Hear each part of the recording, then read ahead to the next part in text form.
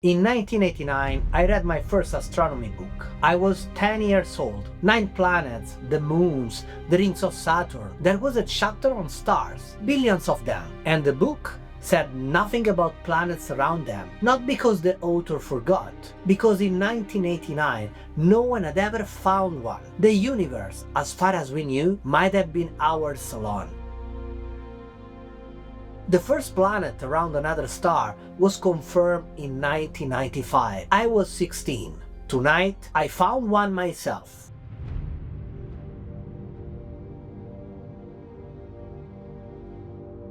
Let me give you some numbers. There are 300 billion stars in the Milky Way. 300 billion. And the Milky Way is one galaxy. There are 2 trillion galaxies in the observable universe.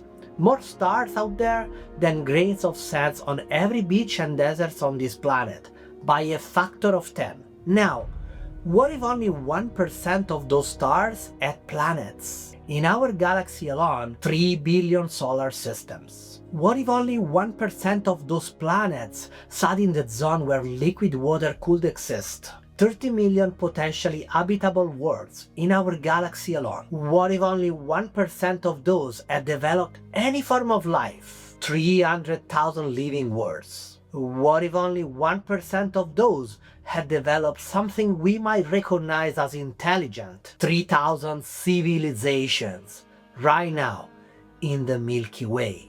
We have found none of them. Not a signal, not a pattern, not a whisper. This video is about that silence. It's about a planet I detected, sitting 600 light years away, in exactly the zone where liquid water runs, using the same techniques professional astronomers use. I'm going to show you the data, I'm going to show you the measurement, I'm going to show you how we know what we know. And at the end, I'm going to ask the question that nobody has answered. Stay until the end, because by then, you'll know exactly how close we are to finding the answer, and exactly how far. So, how do you actually find a planet around another star? Think about it for a second. You can't see it. It doesn't emit light. It's tiny compared to the star it orbits, and it's unimaginably far away. So, how do you know it's there? You watch the star. When a planet passes in front of its star, the star gets very slightly dimmer. Imagine standing a kilometer away from a searchlight in fog. A moth flies across the beam. You can't see the moth, but for a fraction of a second, the light dims. And from that dimming alone, you can calculate the size of the moth. That's the transit method. That's how we find planets. The first planet around a sun-like star was found differently, in 1995, by watching the star wobble. Mayor and Quillot's Nobel Prize. But that technique requires equipment most people don't have access to. In 2009, NASA launched Kepler, a space telescope with one single job. Stare at one patch of sky, watch 150,000 stars, don't blink for 4 years, and measure every dip. Kepler found over 2,000 confirmed planets before it ran out of fuel in 2018. All of that data, every light curve, every dip, every detection, is public, free, available to anyone, including me. So I downloaded it. I'm running this on Tyche, a free Jupyter Hub environment run by the Space Telescope Science Institute, the same organization that operates Hubble. The data and the compute, both free, both public. Anyone can do this. Let me show you what I found. This is what a star looks like to a space telescope. A line, brightness over time, 4 years of data compressed into a single plot. It looks like noise. It is noise mostly. Stellar activity, instrument drift, the ordinary chaos of a star doing what stars do. But somewhere in that noise, there is a signal. A dip. Something passing in front of the star and blocking a fraction of its light. We just can't see it yet. So we clean it, remove the noise, normalize the flux, let the signal breathe. Watch what happens. The chaos settles, and something starts to appear. Not obvious yet, but there. Now we fold the data. We take 4 years of brightness measurements and we stack them on top of each other, aligned to a single period. 242 days. The time it takes this planet to complete one orbit around its star. If there's really a planet there, every transit will line up. Every dip will fall in exactly the same place. There it is. The dip. Right there. That is a planet 2,700 light years away, orbiting another star, in the zone where liquid water runs. And I just measure it from my laptop.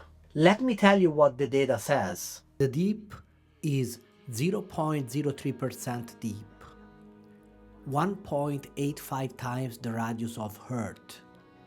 The dip repeats every 242 days. That's the orbital period.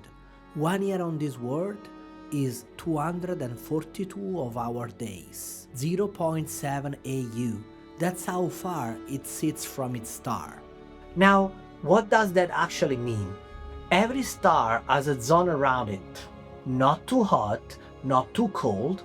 The zone where if a planet has the right atmosphere, water stays liquid on the surface. We call it the habitable zone. For our Sun, Earth sits right in the middle of it. Kepler 69c sits in the habitable zone of its star. I calculated the equilibrium temperature, the surface temperature assuming no atmosphere, and it comes out at around 26 degrees Celsius, warmer than Earth's equilibrium temperature before any greenhouse effect. Now, does it have an atmosphere? I don't know. Does it have water? I don't know. But here is what we can do. And this is where it gets extraordinary. When a planet transits its star, some of the starlight passes through the planet's atmosphere before it reaches us. Different molecules absorb different wavelengths of light. Oxygen leaves a fingerprint. Water leaves a fingerprint. Methane leaves a fingerprint. We can read those fingerprints from here, 600 light years away. That technique is called transmission spectroscopy. And the James Webb Space Telescope, launched in 2021, is doing exactly that, reading the atmospheres of distant worlds, looking for the fingerprints of life. For Kepler 69c, Webb hasn't looked yet. The planet is too far and too small for current instruments, but the technique exists. The fingerprints are readable. We know what to look for. We just haven't looked at this one yet.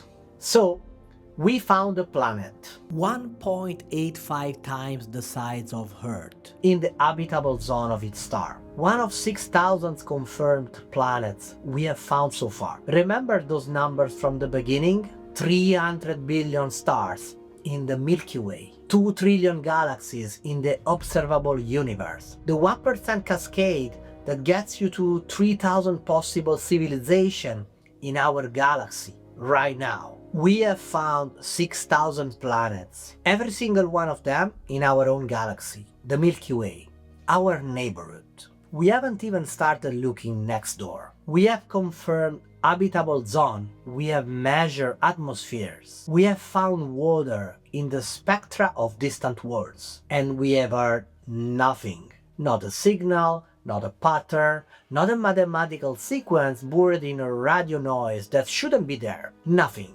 This has a name, the Fermi Paradox. Enrico Fermi, one of the greatest physicists of the 20th century, asked it over lunch in 1950. If the universe is this old, and this large, and apparently this full of suitable worlds, where is everybody? Nobody has answered that question.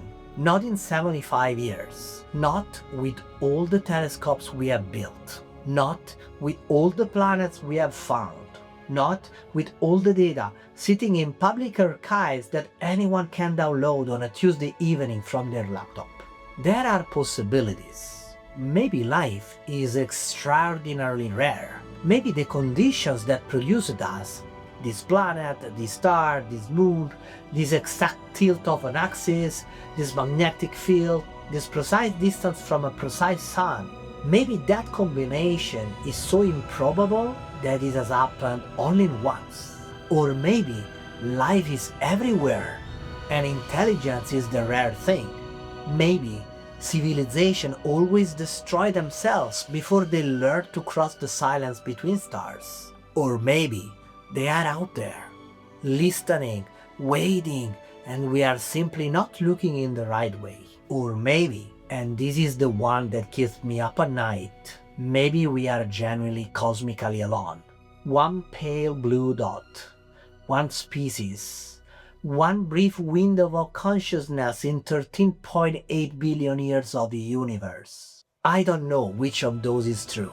Neither does anyone else. What I know is this. Kepler 69c is real. I measure it. The data is real. The deep is real.